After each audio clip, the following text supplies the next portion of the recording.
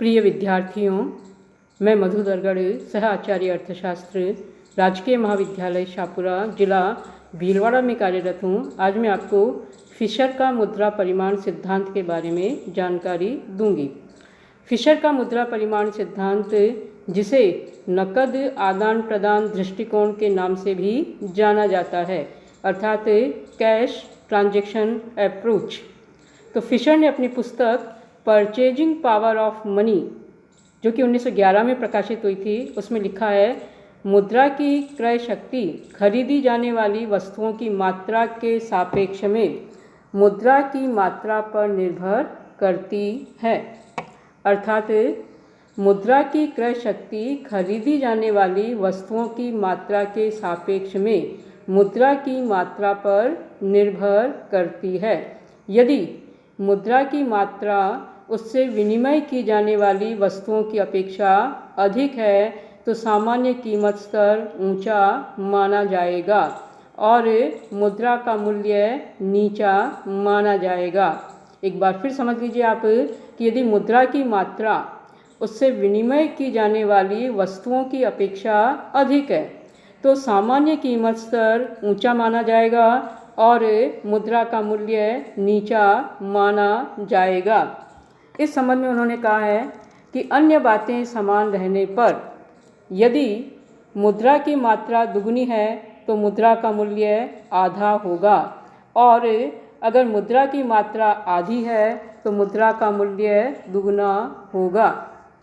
तो फिशर ने मुद्रा के परिमाण में साख मुद्रा एवं साख मुद्रा की चलन गति दोनों को भी शामिल किया है, क्योंकि इससे पहले जो प्राचीन अर्थशास्त्री थे उन्होंने मुद्रा की पूर्ति में केवल वैधानिक मुद्रा और वैधानिक मुद्रा के चलन वेग को ही शामिल किया था।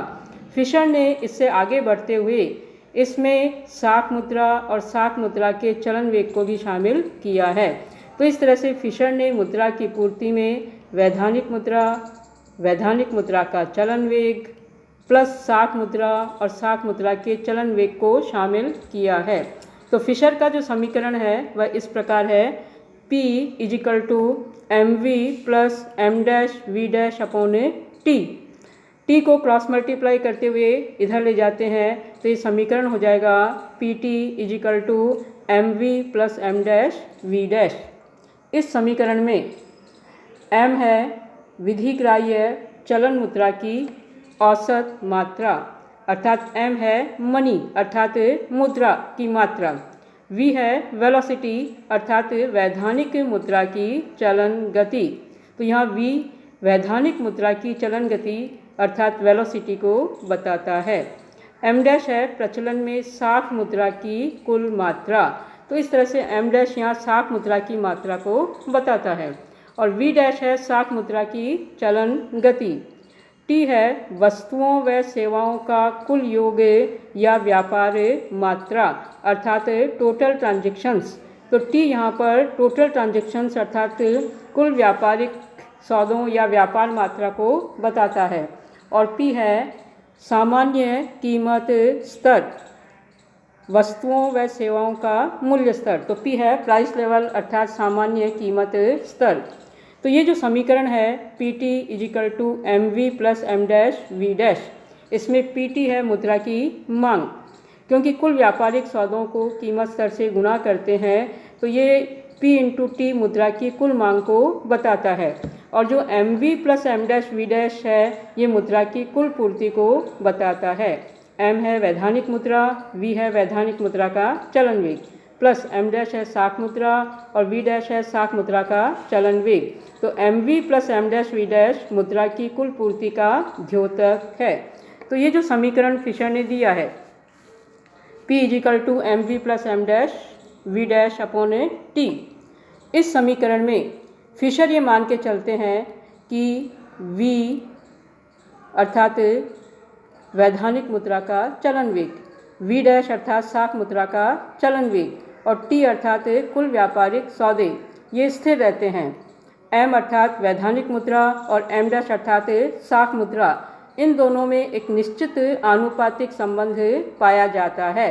तो इस तरह से v M dash, V dash और टी स्थिर हैं तो परिवर्तन होता है सिर्फ पी अर्थात प्राइस और एम अर्थात मनी में। तो मुद्रा की मात्रा में परिवर्तन से कीमत स्तर में भी परिवर्तन आता है। तो मुद्रा की मात्रा दुगनी कर दी जाए तो कीमत स्तर दुगना हो जाएगा और मुद्रा की मात्रा आधी कर दी जाए तो कीमत स्तर आधा रह जाएगा। तो इस तरह से मुद्रा की मात्रा और कीमत स्तर में प्रत्यक्ष आनुपातिक संबंध पाया जाता है। तो मुद्रा की मात्रा और कीमत स्तर में प्रत्यक्ष आनुपातिक संबंध होता है, लेकिन जब कीमतें बढ़ती हैं तो मुद्रा का मूल्य घटता है। जैसे कीमतें दुगनी हो गई तो मुद्रा का मूल्य आधा रह जाएगा और अगर कीमतें आधी हो गई तो मुद्रा का मूल्य दुगना हो जाएगा। तो इस तरह से हम ये कह सकते हैं कि मुद्रा की मात्रा बढ़ने पर कीमत स्तर बढ़ता है लेकिन मुद्रा का मूल्य घटता है। तो ये है फिशर का मुद्रा परिमाण सिद्धांत। इस सिद्धांत को एक बार संक्षेप में पुनः समझ लीजिए आप। तो फिशर ने बताया कि पी और M V plus M dash V dash में प्रत्यक्ष आनुपातिक संबंध होता है। सामान्य मूल्य स्तर और मुद्रा के मूल्य में विपरीत आनुपातिक संबंध होता है। अल्पकाल में वी डैश तथा टी स्थिर रहते हैं। एम और एम डैश में एक निश्चित अपरिवर्तनीय अनुपात होता है। अतः एम में होने वाला प्रत्येक परिवर्तन सामान्य मूल्य स्तर में प्रत्यक्ष आनुपातिक परिवर्तन को जन्म देता है। तो ये अभी अपन देख चुके हैं कि मुद्रा की मात्रा में होने वाला परिवर्तन सामान्य मूल्य स्तर पी में प्रत्यक्ष आनुपातिक परिवर्तन को जन्म देता है। प्रत्यक्ष का तात्पर्य यह है कि मुद्रा की मात्रा बढ़ने पर कीमत स्तर बढ़ता है और मुद्रा की मात्रा घटने पर कीमत स्तर घटता है। साथ ही ये आनुपातिक है। आनुपातिक का मतलब यह है कि मुद्रा की मात्रा दुगुनी करने पर कीमत स्तर दुगना हो जाता है और मुद्रा की मात्रा आधी करने पर कीमत स्तर आधा रह जाता है। तो फिशर के शब्दों में विनिमय समीकरण में मूल्य स्तर सामान्यतः एक नितांत निष्क्रिय घटक है। यह पूर्ण रूप से अन्य घटकों द्वारा प्रभावित होता है लेकिन स्वयं उनको प्रभावित नहीं करता।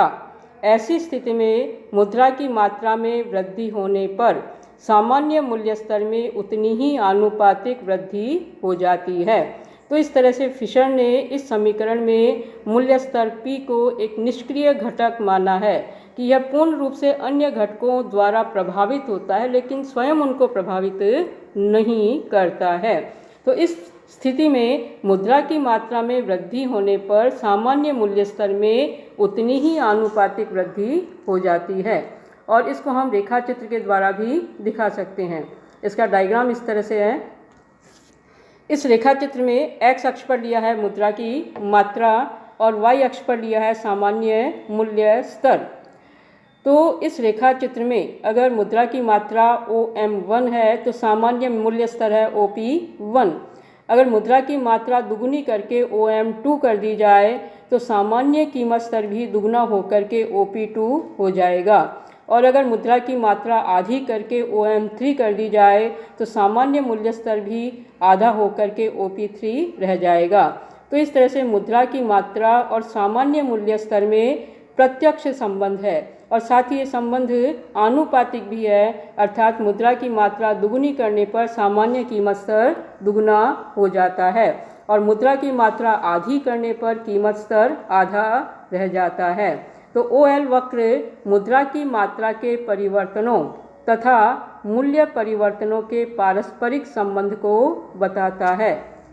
मुद्रा की मात्रा व मूल्य स्तर में प्रत्यक्ष आनुपातिक संबंध दर्शाया गया है। तो इस तरह से सीधी सी बात यह है कि मुद्रा की मात्रा व मूल्य स्तर में प्रत्यक्ष आनुपातिक संबंध होता है लेकिन कीमतें बढ़ने पर मुद्रा का मूल्य घटता है और कीमतें घटने पर मुद्रा का मूल्य बढ़ता है। इसके बाद हम लेंगे फिशर के मुद्रा परिमाण सिद्धांत की मान्यताएं या अन्य बातें समान रहे वाक्यांश का अर्थ। पहली मान्यता है मूल्य स्तर P एक निष्क्रिय घटक है जो अन्य घटकों से निर्धारित होता है, लेकिन स्वयं उनको निर्धारित नहीं करता। अर्थात यहाँ हम मान के चलते हैं कि मूल्य स्तर P एक निष्क्रिय घटक है जो अन्य घटकों से निर्धारित होता है, लेकिन यह उनको प्रभावित नहीं करता। इसके बाद दूसरी मान्यता है साख मुद्रा M' कानूनी मुद्रा के एक निश्चित अनुपात का फलन है। अर्थात M और M' में एक निश्चित आनुपातिक संबंध है। अर्थात वैधानिक मुद्रा की मात्रा और साख मुद्रा की मात्रा, इन दोनों के बीच में एक निश्चित अनुपात होता है। तीसरा है V और V' स्थिर रहते हैं। अर्थात वैधानिक मुद्रा की चलन गति और साख मुद्रा की चलन गति ये स्थिर रहते हैं, इनमें कोई परिवर्तन नहीं होता है। और चौथा है व्यापार की मात्रा T अर्थात टोटल ट्रांजैक्शन से स्थिर रहती है, क्योंकि व्यवसाय प्रवाह प्राकृतिक साधनों की मात्रा व तकनीकी दशाओं पर निर्भर होता है, मुद्रा की मात्रा पर नहीं। तो हम ये मान्यताएं यहाँ मान कर के चलते हैं कि M', V', V, T अर्थात टोटल ट्रांजैक्शन ये सब स्थिर हैं और परिवर्तन किस में हो रहा है, मुद्रा की मात्रा M और कीमत स्तर P में। तो मुद्रा की मात्रा दुगुनी करने पर कीमत स्तर दुगना और मुद्रा की मात्रा आधी करने पर कीमत स्तर आधा रह जाता है। तो ये है फिशर का मुद्रा परिमाण सिद्धांत। अगली कक्षा में मैं आपको फिशर के मुद्रा परिमाण सिद्धांत की आलोचनाओं के बारे में जानकारी दूंगी।